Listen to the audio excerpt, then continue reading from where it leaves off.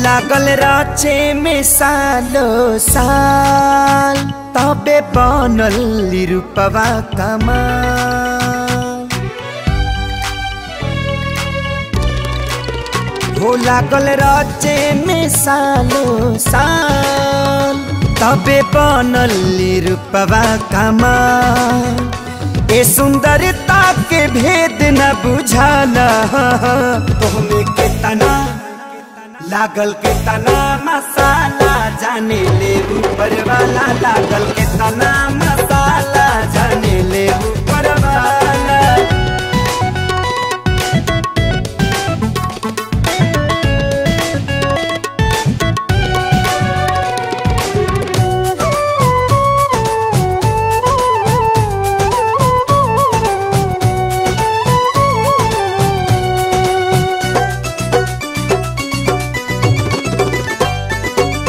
गजरा के धारी जैसे बनल कियारी बीचे अखिया या जोरिया के चाँद।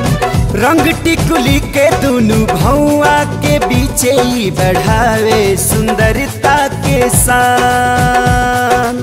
तू ही जान, तू ही अरमान, तू ही पहचान बाड़ा हो। हम फूल हई चंपा के, तू गुलदान बाड़ा हो। मन करेला तोहके जूड़ा में बांध ली, होखे ना दीही दूर अपन ओढ़नी से छान ली। गजरा के धारी जैसे बनल कियारी बीचे अखिया या जोरिया के चाँद। रंग टिकुली के दुनु भौआ के बीचे ही बढ़ावे सुंदरता के शान। कितना कहीं सभी काम पड़ी जाला तोहमे केतना लागल के तना मसाला जाने ले ऊपर वाला। लागल के तना मसाला जाने ले ऊपर वाला।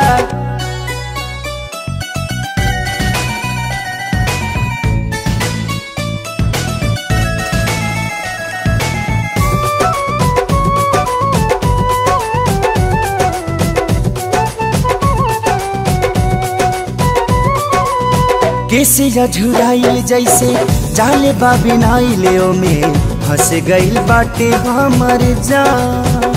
हाँ फूल भी जाला कौनो कमी ना बुझाला देखे देखी ले कितनो ध्यान। तोहरा नाम के हर छाप बा हमरा चुनरिया में, सोभेला मुनरी बन के बिछली अंगुरिया में।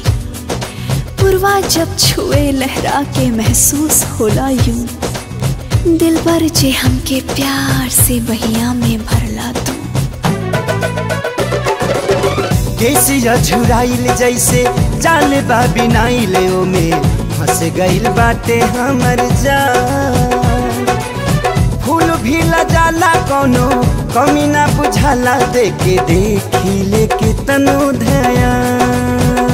तोहरा नाम के जपत रही माला तोहमे केतना लागल के तना मसाला जाने ले ऊपर वाला। लागल